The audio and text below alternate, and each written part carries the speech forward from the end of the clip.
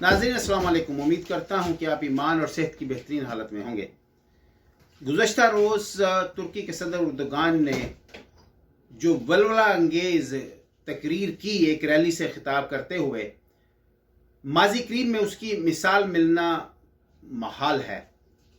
उन्होंने मुस्लिम दुनिया की तर्जुमानी का हक अदा कर दिया। वो इतनी जारहाना तकरीर थी कि उसने मुर्दा दिलों में भी हरारत पैदा कर दी होगी। उन्होंने यहां तक कह डाला कि हो सकता है कि किसी रात, इसराइल को मुखातब करते हुए कहा कि हो सकता है कि किसी रात हम आपके दरवाजे पर दस्तक दे रहे हों। उन्होंने यहां तक कहा कि अगर मगरिब ये चाहता है कि एक बार फिर हिलाल और क्रॉस आमने सामने हों तो हम उसके लिए तैयार हैं। और उन्होंने सख्त तरीन अल्फाज में इसराइल के जेनोसाइड की मजम्मत की। मुस्लिम दुनिया में इस वक्त जो गम और गुस्सा पाया जाता है, बहुत से मुस्लिम हुक्मरान तो बहुत खामोशी जो है वो इख्तियार किए हुए हैं, और जो कुछ बोल रहे हैं उनमें जो पावरफुल कंट्रीज हैं उनमें तुर्की जो है वो सर फरिस्त है। तैयब उर्दुगान एक वल्वला अंगेज क़यादत है। इसने मुस्लिम दुनिया की बेशतर जगह पे अपना तर्जुमानी का हक अदा किया है, लेकिन इस मौके पर पाकिस्तान जो है वो सामने उसके साथ खड़ा हुआ नजर नहीं आया। ना ही पाकिस्तान की तरफ से कोई स्ट्रॉन्ग रिस्पॉन्स अभी तक देखने में आया है। पाकिस्तान में इस वक्त केयर टेकर गवर्नमेंट है। वो कोई भी जो है ऐलान करने से कासिर है। कोई भी मुस्लिम हुक्मरान मुस्लिम उम्मा की तर्जुमानी करने से या मुसलमानों की तर्जुमानी करने से इस वक्त कन्नी कतरा रही है। दूसरी तरफ पाकिस्तान की फ़ौज है, उनकी तरफ से भी कोई बयान, ख़ास सख्त बयान जो कि तुर्की के साथ उन्हें खड़े होना चाहिए था, वो अभी तक सामने नहीं आया।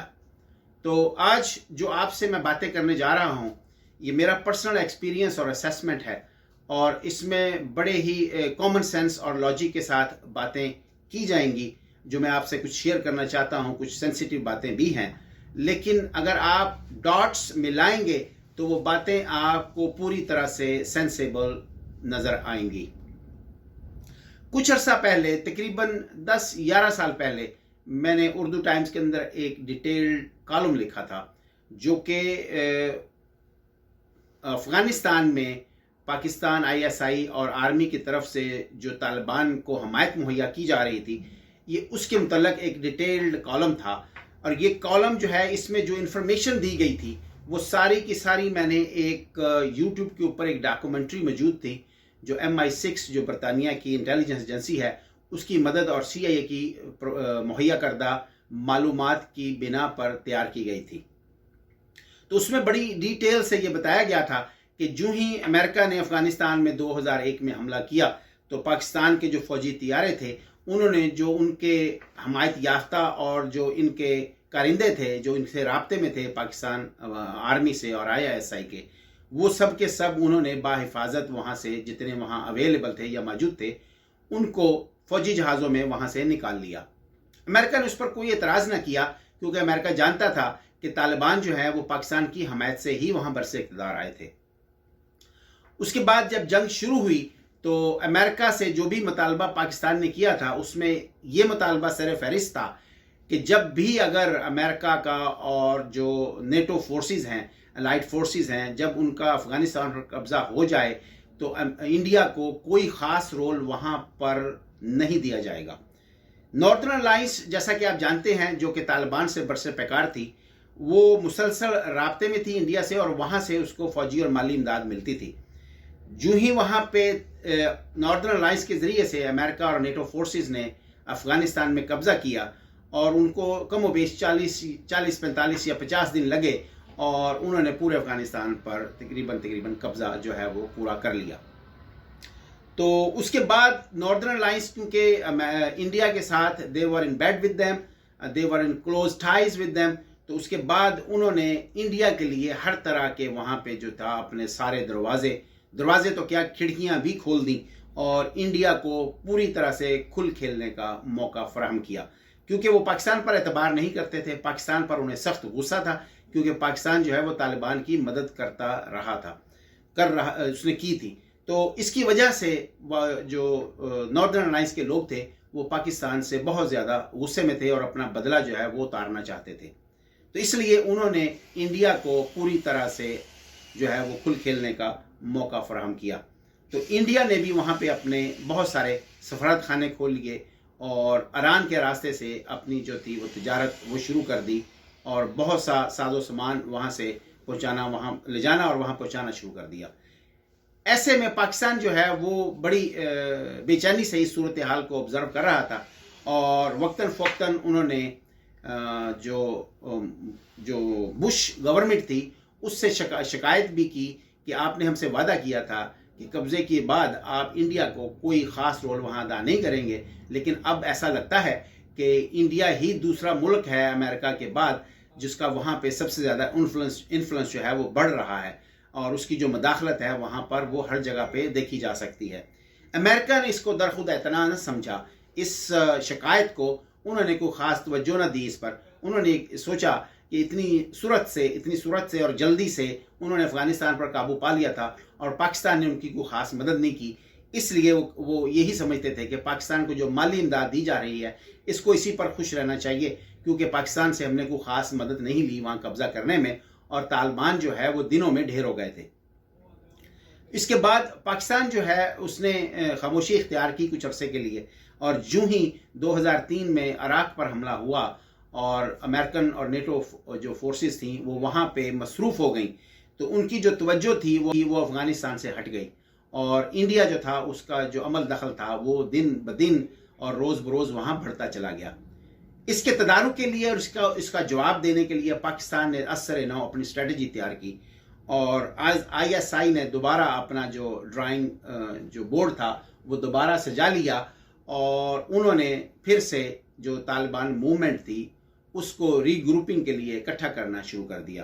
اور آہستہ آہستہ وہ جو طالبان روپوش ہو گئے تھے ان کو نئے سرے سے اثر نو ایک زندگی ملی اور انہوں نے وہاں پہ حملے کرنے شروع کر دیے اور آہستہ آہستہ یہ تحریک جو تھی وہ منظم ہوتی چلی گئی. جتنی دیر میں جو برطانیہ کی انٹیلیجنس ایجنسی تھی یا CIA تھی، جتنی دیر میں ان کو یہ پتہ چلا اس وقت تک آلریڈی بہت دیر ہو چکی تھی. انہوں نے صدر بش سے واشگاف الفاظ میں جو تھی وہ کمپلین وہاں پہ ان کے نوٹس میں لائے اور شکایت ان تک پہنچائی کہ پاکستان جو ہے اس وقت جو وہاں پہ طالبان برسر پیکار ہیں، جو وہاں پہ حملے ہو رہے ہیں نیٹو فورسز پر، اس کے پیچھے پاکستان کا ہاتھ ہے. تو پاکستان نے اس سے انکار کیا اور دوسری طرف انہوں نے یہ کہا کہ وہ لوگ یہاں پہ افغانستان وار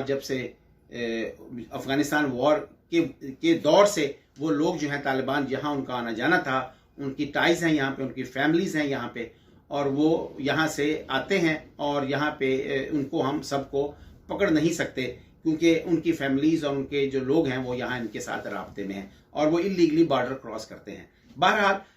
بش جو ہے وہ اس وجہ سے خاموش رہا کہ پاکستان کا جو راستہ ہمیں میسر ہے وہی کافی ہے اور جو مشرف ان کو جو طالبان کے بڑے بڑے لیڈر تھے ان کو وہاں سے پاکستان میں، کیونکہ وہ سارے کی ساری طالبان کے جو لوگ تھے وہ پاکستان میں میلٹ ڈاؤن ہو گئے، وہاں آ کے سارے انہوں نے اپنے آپ کو سیٹل کر لیا. تو وہاں پہ ان کی جو موجودگی تھی اس کا علم تھا پاکستان ISI کو اور القاعدہ کے جو لیڈران تھے ان کو کسی نہ کسی بڑے لیڈر کو گرفتار کر کے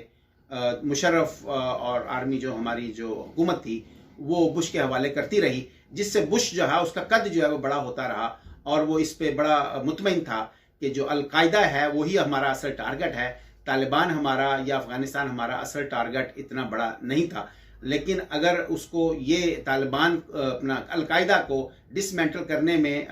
مشرف جو ان کی